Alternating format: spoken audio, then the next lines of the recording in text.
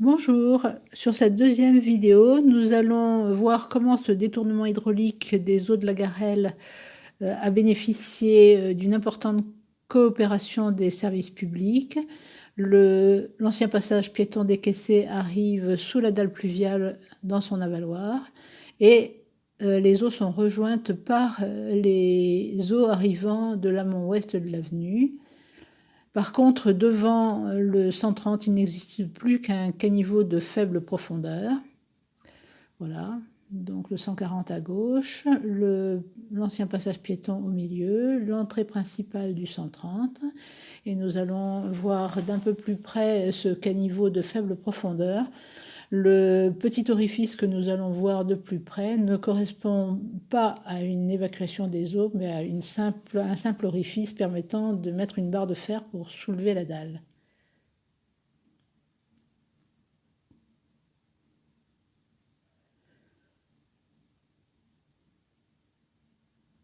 Voici maintenant l'ouest de l'avenue. Et en amont de la dalle pluviale, vous pouvez constater que le fossé qui rejoint les eaux du passage piéton est beaucoup plus large et beaucoup plus profond. Nous allons maintenant nous y rendre.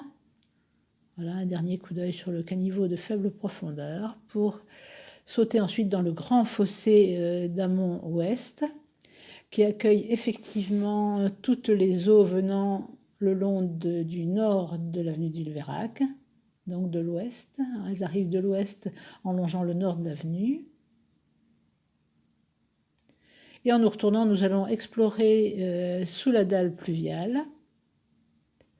Voilà encore l'ouest de l'avenue, l'arrivée des eaux. Et elles ne peuvent aller plus loin et sont également détournées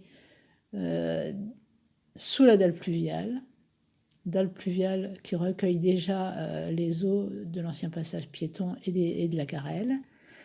Et les eaux ne peuvent aller plus loin parce qu'au fond de cet avaloir, vous constatez qu'il existe une dalle verticale qui empêche les eaux d'aller vers l'est, et elles sont donc dérivées sous l'avenue par la buse que vous voyez maintenant ici, ce qui nous fait un double détournement des eaux de la Garenne par l'ancien passage piéton, mais également des eaux venant d'amont ouest le long de l'avenue.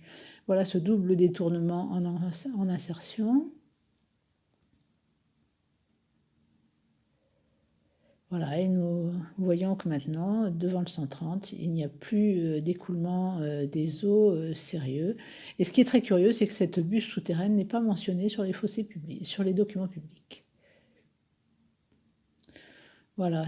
Autrefois, il y avait un passage, un réhausseur au-dessus de la buse qui risquait sans doute de la fragiliser, raison probable de son déplacement plus bas à l'est.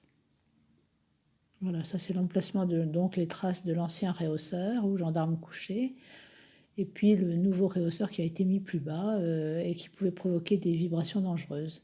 Ce qui est très intéressant, c'est que finalement l'administration considère qu'il ne s'agit que du privé et qu'il n'y a pas lieu d'intervenir. Or là, nous sommes quand même sur voie publique. Et comme vous avez pu le voir, il n'y a que la canalisation d'assainissement du 130 qui passe sous ce caniveau, ce qui explique d'ailleurs le fait qu'il soit si peu profond.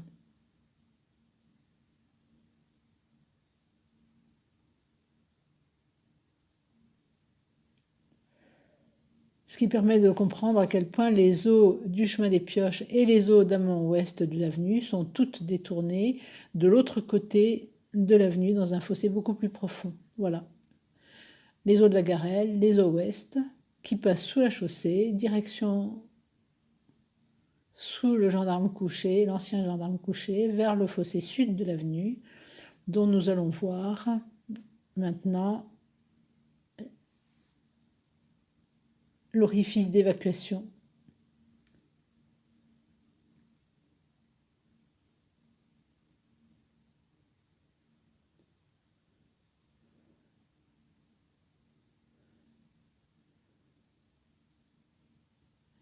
Alors, est-il possible qu'il n'y ait que du privé concerné par cette affaire? Le moins qu'on puisse dire, c'est que ça nous interroge quand on voit l'ensemble des acteurs concernés par cette histoire et que nous aurons l'occasion de revoir plus en détail. Voilà, parce que nous sommes bien sur un réseau public d'aval qui a été conçu spécifiquement pour recevoir les eaux en question.